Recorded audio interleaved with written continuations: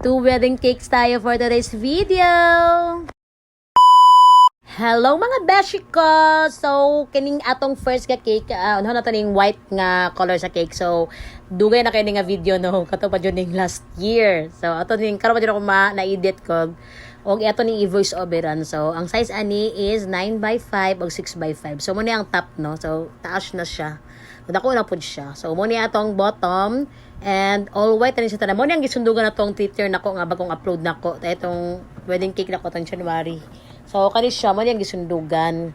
And then, mo dyan ang permiro nga nag-order sa ako ang 2-tier nga wedding cake nga all white tanan. So, mo nang kadako nga itong bottom no, 9x5 na siya. Kaya apil na amang feeling o ang icing. And then, atong ibabaw is 6x5 po ni siya ang size ani. Mo siya, basta 2-tier na niya akong style no sa pag-frosting sa ato ang cake. And then, rana na ko siya i-stack after na ako ba-frostingan. Kaya 2-tier lang man. And then, yes, sige na nako ang top, diba? So, after na, nigmapatong na nako na siya is, nigmatanaw na ko nga mahiwi ang naa sa top is usabon nga po nako na siya frosting. So, yun na akong style.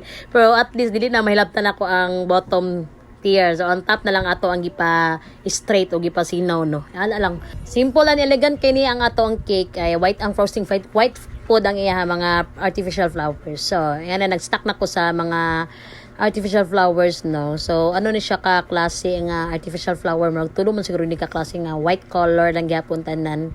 Yan ang palit pag ko aning murag iyang dried flowers na for plastic gyapon na siya.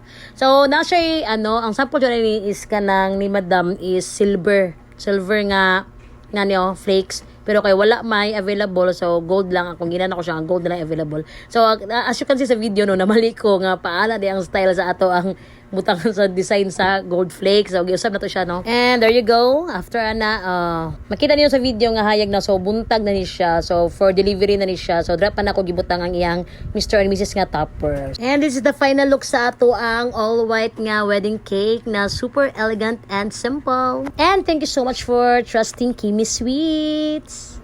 And our next wedding cake is karon ni siya year 2024, last February 15. Tapos February 15 ni siya.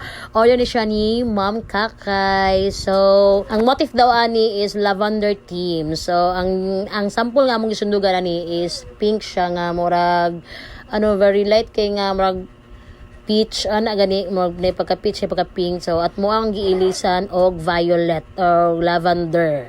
Kay atong gisundog nga kuan mo na siya tong sample O diba, anak ko na to ang sample sa Pinterest. So, atong design sa ma'am. So, yun siya, bet lagi na to nga design. So, mo to amo ang gi-inspo nga amo ang sundugan. So, man siya nga, nag-ask ko if unsay motif sa wedding. So, ingon siya nga lavender daw. So, katong siding sa cake kini siya nga nani nga fold line is gilisa na mo og lavender para masundon jud na to tong inspo na to nga gikan sa Pinterest nga wedding cake. So very nice kay mga cake sa Pinterest jud oy dra jud ko nagakuha og mga ideas nga ipang-decorate sa ako ang mga cakes. That's why nice ka itong mga cakes. So ano ang top ani no is white lang siya. White lang akong giano kay katong sa sample lungod kay very pastel kay itong color ay so mura siya kanang buttercream mo gamit sa gawas so nato siya mura siya beige ang ilahang icing dito ang color.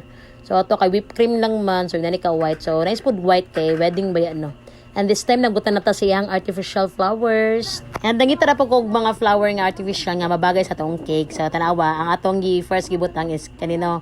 Then nagbutan kog white nga color so akong gitanggal siya. Tanawa sa video kini ko ganakan. So gibutang Elisa na to kini namo ko yung murag peach gani nga bulak na plastic daan. So, ako gilisan siya para dark violet, pink, na peach. Nga nga combination para nice kayo ang atong cake. Kung nagpalit po ko aning violet nga murag dahon-dahon na yun siya tanan. Akong ipalit para mabagay sa ato ang cake nga lavender motif. And to finalize sa ato ang wedding cake, nabutang ta aning iyang pearl dragées. Kay ang sample ani kini mga pearls sa kilid-kilid. So, this is the final look sa ato ang lavender theme nga wedding cake. And thank you so much Ma'am Kakay for trusting Kimi Sweets. And take note guys, dito pa nagidala sa nabunturan. So, safety kayo tong cake daw pag abot. So, ilan ikaligo ng Kimi's nga cakes. Kung diri lang takutob. Thank you so much for watching till the end guys. Don't forget to follow, like, and share. Bye!